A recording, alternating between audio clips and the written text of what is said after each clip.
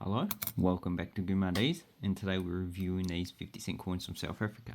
So these are the first series. They have the small 50, and they have the bird of paradise, and we have 1, 2, 3, 4, 5, 6, 7, 8, 9. So we have 9 inner borders, and it's a round coin. The side of it is milled. You can see the milling on the side, and it's coarse milling. And this was designed by Grant Coglu, and his initials are down below the plant. So this is the smaller 50. The later coins had the larger 50. And also, you can find various rotations of this coin. So it is a bronze plated steel, so most of this coin is steel. Over time, the side should corrode and go black where the steel is showing.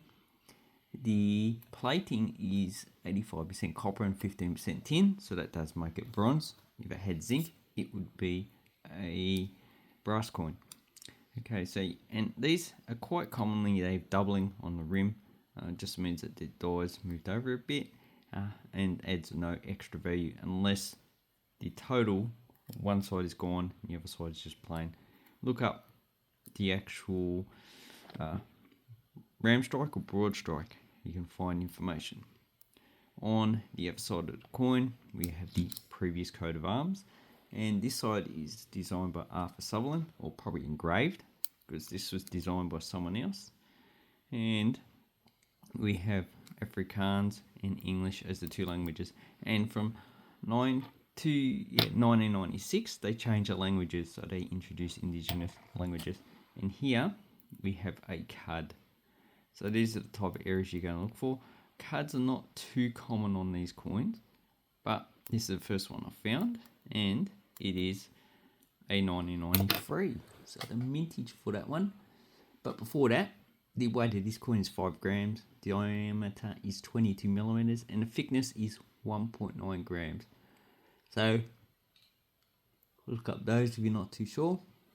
Okay, there were 64,992,000 coins issued in 93. So really, this is a very common coin. So what you're looking for is just errors, and any type of error you can look for. So that's the first one we found.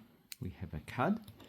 Then we have another coin, and you also rotate it. So this is a flat down the bottom. Rotate it, see if it's a rotated coin. This one is not. Well circulated, don't see any doubling, don't see any cuds on this side. 92, the mintage of 17,989,000. So really, in South Africa, this is worth just face value. If you're overseas, probably worth less than $1. In Australia or any other currency, less than euro, less than $1 US. This side has no errors on it at all. So this is actually a well-formed coin, no doubling on the rim. So this is actually quite good. Oh, maybe a little bit bordered there. And also look for reading. If it's missing reading, but it is a uncirculated coin, could be an error. If it's well circulated, probably just error wear. And this one has the doubling that we saw before, although it doesn't show as much wear on the actual plant itself. So these are pretty much just die fillers, not die fillers, collection fillers, because we do have some damage on the side, and you can see it's black. So that's the steel starting to corrode.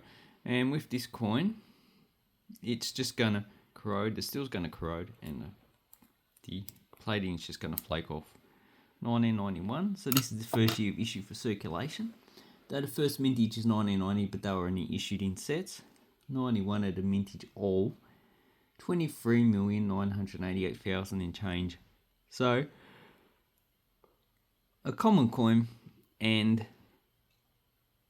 really the key date you want is 1990, but as it's not issued for circulation, next one is 1994 with 11,994,000. Still not a rare coin, so I hope this helps you with your South African coins.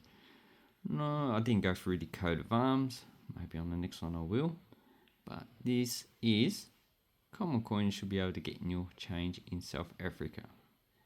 And probably Swaziland, Lesotho, Namibia, if you find a place where they use these coins.